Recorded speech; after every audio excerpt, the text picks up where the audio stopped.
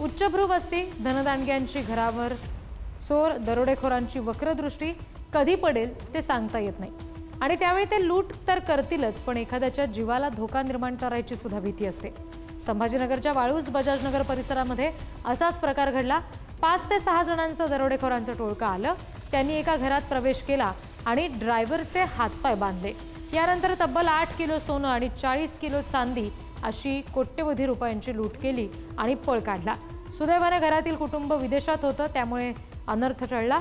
परिसरात एकच खळबळ सध्या माजली आहे। पण इतकं मौल्यवान साहित्य, आवश्यक सुरक्षा नसताना घरात ठेवणं खरंच गरजेचं आहे का, हा सवाल सुद्धा आता उपस्थित होतोय।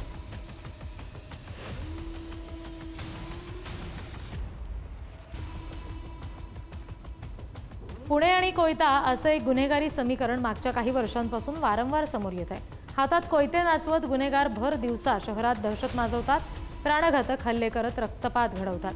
ही मालिका काही थांबताना दिसत नाहीये। पुण्याच्या दत्तवाडीमध्ये कोयता गँगनं असाच हल्ला भर दिवसा केला।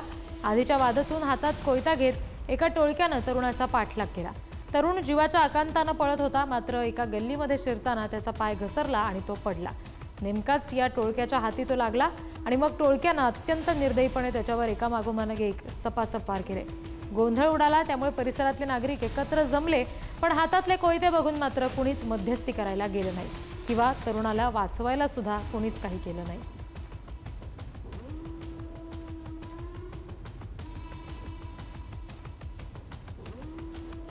असं म्हणतात ना की आयुष्यातील प्रत्येक वळणावर सावध राहायला हवं।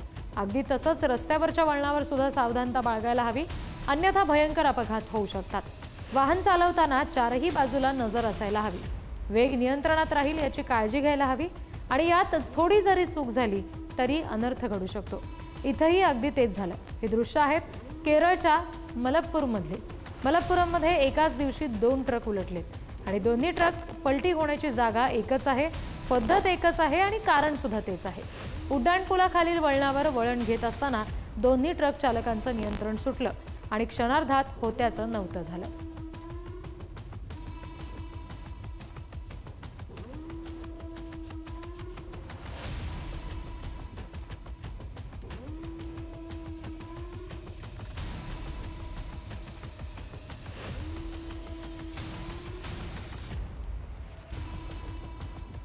लहान मुलांची भांडणं त्यांच्यातच ठेवलेली बरी असतात, पण जर ती मोठ्या माणसांपर्यंत पोहोचली तर मात्र भांडणात नवा ट्विस्ट आलाच म्हणून समजा। असाच एक प्रकार गुजरातच्या सुरतमध्ये घडला। 2 लहान मुलांच्या भांडणात मोठ्यांची एंट्री झाली आणि भांडणानं भलतंच वळण घेतलं।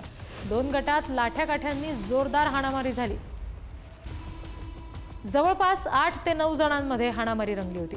खरं तर ज्यांनी भांडण सोडवायचं होतं त्यांनी तर भांडणाला आणखीच खतपाणी घातलं।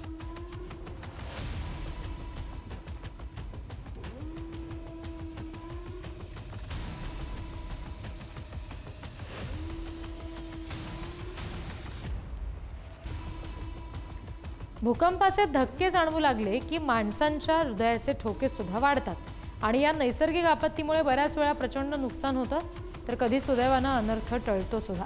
असाच एक भूकंप तुर्कीमधील मुगला परिसरामध्ये झाला। या ठिकाणी 6.2 तीव्रतेच्या भूकंपाचे धक्के बसले।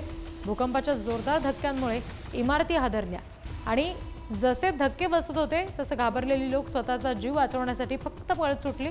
सुदैवाने भूकंपाचा केंद्रबिंदू दूर असला तरी जीवितहानी टळलेली आहे। या घटनेमुळे परिसरात सध्या भीतीचं वातावरण आहे।